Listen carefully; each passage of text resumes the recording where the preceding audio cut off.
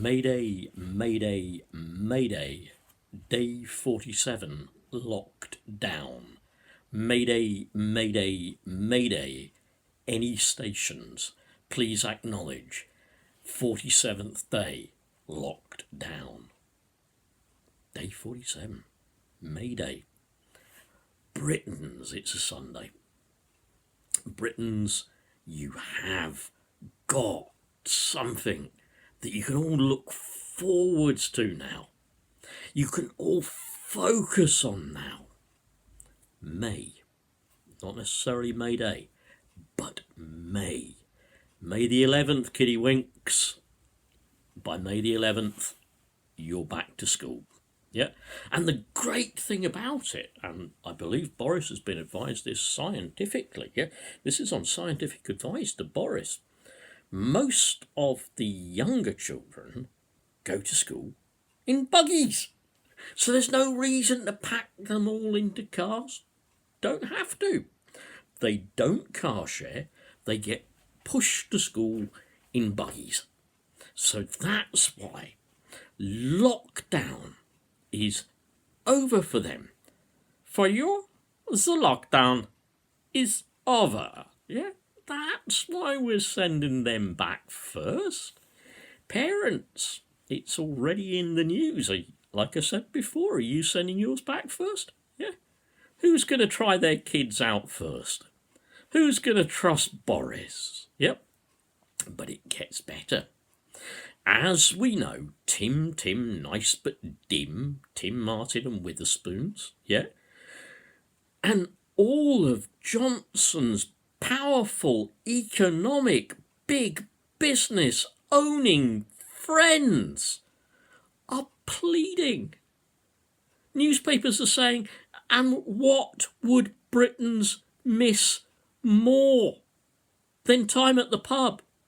Then time at the restaurant, then time at the football, the cricket, Wimbledon, the races, time where we can all be packed in really tight together, time on the tube even, where you can get so close to people that you could practically kiss them. Now Johnson has evidence that as Germany slowly releases lockdown, social distancing isn't working. It's not working. So when you go around B&Q, maybe even today because B&Q is open, yeah? When you go around B&Q, kind of hoping, I don't know, is this about, 6 feet or something, yeah? Obviously this screen is going to distort it, but when you go around B&Q, I'll stand right back in the doorway here. I'd say that's about 2 metres, yeah? Now, when you go around B&Q today, not sure if they're open yet, it's only 10:15, but when you pop round, walk right up to, passing the 2 metre apart marker, walk right up to the person in front and just gently tap them on the shoulder and say to them, face to face like this, social distancing doesn't work. You don't even have to cough. We now know from Germany that it doesn't work. And because Johnson now knows it doesn't work, yeah, of course, we should lift lockdown. Yeah, of course we must. We really must. We must pack people in tight. Yeah. Lift lockdown because even the Germans are saying, well, sadly, socially distancing does not even work when we sneeze. Achoo! Coronavirus. Sorry, Brits. Awfully sorry. Awfully sorry. Yep. You're all going to be back to work by Johnson's even talking about the 26th of May. Your kids will be back at school. The big sporting fixtures will be on again. Yep. You can swarm into the theatres, the pubs, the cinemas. Yeah. You can swarm again. And that's what you do best, isn't it? Everybody likes to swarm. And there'll probably be a end of lockdown version of Black Friday. Won't that be great, yeah? You know, do you remember the adverts that always say on Black Friday, you got to get in there with your elbows, you got to elbow your way through, push them out the way, you got to have that 26-inch colour telly. It's got to be dragged from the hands of that other buyer so that you can stand and look at it as you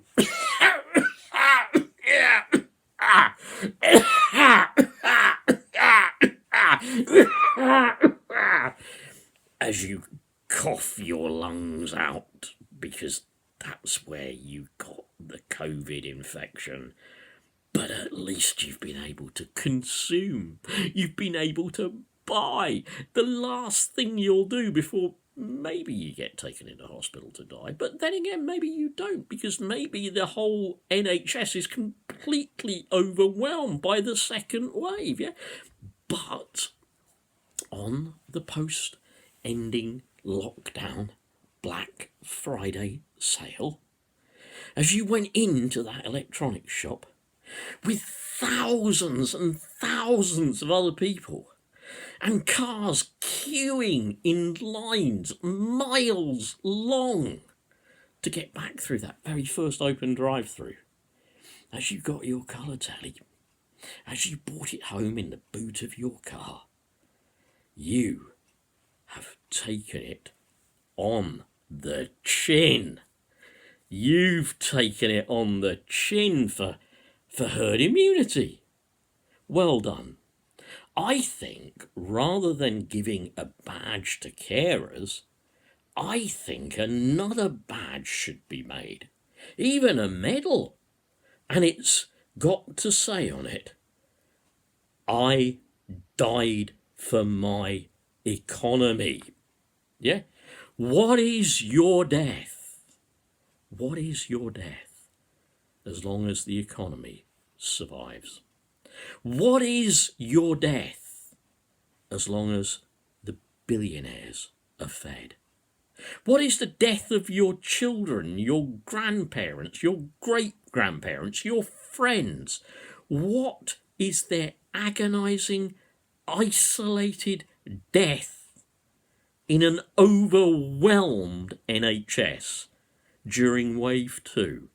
What is that compared to the survival of the economy? Yeah? What is that? Get your badge. Get them early, because Hancock's going to start producing them and they're going to come out quick. Get your badge. Get it delivered along with your postal test that once it's put in the post counts as done. Get your badge delivered. Give your life. Fill these lungs with fluid, yeah? So that you feel that you are breathing through a straw, yeah? Inhale, if you're lucky to get this, because you actually make it up, you make it to hospital and there is any oxygen left. Inhale through nasal prongs oxygen that will burn the inside of your nose, even trying to oxygenate your lungs. Like apparently Boris tells us he was on oxygen, litres of oxygen nonetheless. Well, you do what Boris did. Boris was lucky he didn't die. Take it on the chin for Britain. Let's get it running through the whole population. That's what he wanted all along. It's what he's going to get. And we now see, I'll use his words, the roadmap to open up. The roadmap, he said. I'm looking at some notes here. Kids back to school, I put. Yeah, obviously. He's seen the decline in Germany's death rate. Well, he's seen decline in death rates, rather, not Germany's, yeah. What else has happened? Social distancing, apparently, he says, to remain in place. I don't believe that. I mean, he's already talking about it doesn't work, so take it away. Oh, B&Q, by the way, then you can take all of your social distancing stuff off. When you take it off, you can sell more stuff, yeah? I think the next one should be, even though I put on here medical officer warns of second wave worse than the first, yeah, but don't worry. Take down all your sneeze screens and everything. Don't worry about PPE, yeah. Don't worry about staying 2 meters apart anymore. It doesn't work. It doesn't work. You might as well believe Germany. It doesn't work, and you really, look at it this way. You're exercising your last rights as a consumer. You're still alive. You have a right to consume. Get out there, work, consume. Sod the fact that the weakest and the sickest, of course, won't be protected. And sod the second wave. Trust your government, people. Trust them. Trust the person that constantly lies to you. Trust the persons that pick scientific advisors that will advise as they need them to advise to get everyone back to work. Trust people who fiddle test numbers.